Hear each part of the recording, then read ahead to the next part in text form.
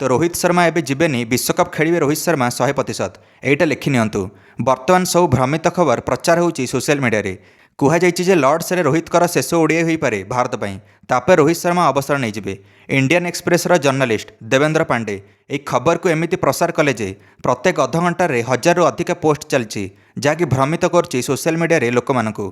आपण माने भाबंतु रोहित कौन एई दिन पई ओजन कमैथिले जे इंग्लैंड सीरीज खेलिकी अवसर नेबे ना कि से खेलिकी अवसर नेबे 2027 ओडिआई विश्वकप पर। द्वितीय ओडिआई सरी नथिला, प्रथम इनिंग्स भी सरी नथिला, भारत बैटिंग करथिला। तापर संध्या 7:10 रे रोहित आउठाले। देवेंद्र पांडे छाड़िले निज व्यक्तिगत अकाउंट रे गोटे पोस्ट 8:23 रे और लिखिले जे मते जो दिनर भय थिला सेही दिन वर्तमान पळै आछि। ए पोस्ट को रोहित सहित जोड़ा हैला। इंडियन एक्सप्रेस रो पत्रिका ए पोस्ट को जोड़ी छापिदेला लॉर्ड्स ओडिआई रे रोहित निजर शेष ओडिआई खेलिबे तापर अवसर नेबे जाकि भारत बनाम इंग्लैंड तृतीय ओडिआई को इंगित कराला। ए इंडियन एक्सप्रेस रो पोस्ट को एमिति रिपोस्ट कले देवेंद्र पांडे और अनेक सोशल मीडिया पोस्ट या रिपोस्ट मध्य करिला। तापरे सोशल मीडिया पोस्ट पूरा भर्ती हो गला रोहित रो अवसर खबर को नहीं। सबुआडे प्रचार चलला भारत बनाम इंग्लैंड विपक्ष अंतिम ओडिआई मैच एणिक रोहित कर रिटायरमेंट मैच हबो। ए यात्रा एबे केवल नुह, ए यात्रा चली आछि चैंपियंस ट्रॉफी 2025 रु। कुहा जाउतले चैंपियंस ट्रॉफी 2025 परे रोहित शर्मा अवसर नहीं जिबे। तापर ऑस्ट्रेलिया गस्त पर एक खबर चलथिला रोहित शर्मा ऑस्ट्रेलिया गस्त पर अवसर नेबे। आईपीएल बेले भी खबर चलिला रोहित शर्मा आईपीएल पर अवसर नेबे। अफगानिस्तान ओडिआई सीरीज पर्यंत एक खबर चली आसथिला। ए पुणी आउथरे इंग्लैंड गस्तरे मध्य एक खबर चली आछि। अंतिम ओडिआई पूर्व जोरदार होईछि ए खबर। वर्ष बदलुची, समय बदलुची, सीरीज भी बदली चलची। यानी प्रत्येक ओडिआई सीरीज रे कुहा जाउछि रोहित शर्मा अवसर नेबे।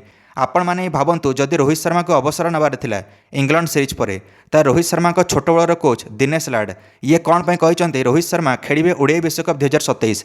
मु तांको सहित कथा होईछि। रोहित शर्मा 2027 रो विश्वकप बिना खेलिकी अवसर नेबे नहीं। दिनेश लाड कहउचंती रोहित पूरा जोरदार रणनीति करचंती विश्वकप पई।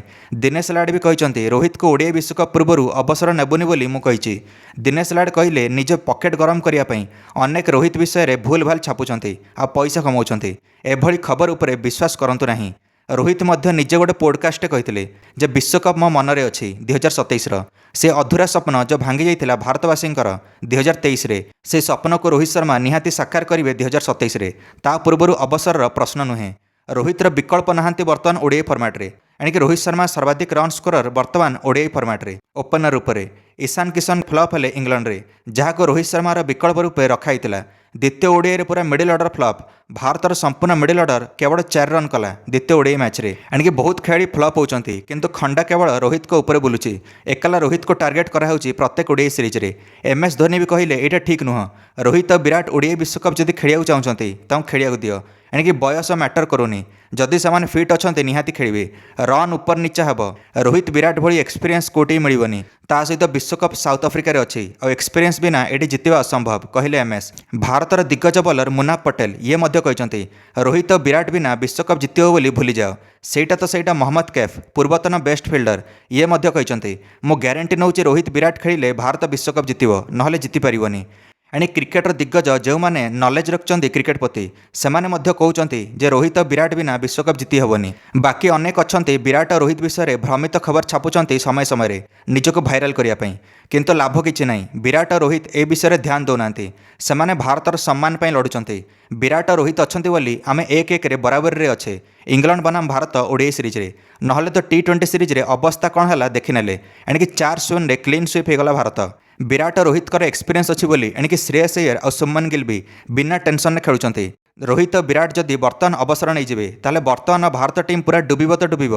ता सहित 2027 ओडिआई विश्वकप रे भी पूरा यानी कि आगुरी बाहरी जीव ग्रुप स्टेज रे भारत ना कौन कहते। निश्चय मंतव्य कमेंट दे वीडियो को लाइक और चैनल को सब्सक्राइब करदेवे। समस्त क्रिकेट अपडेट्स धन्यवाद।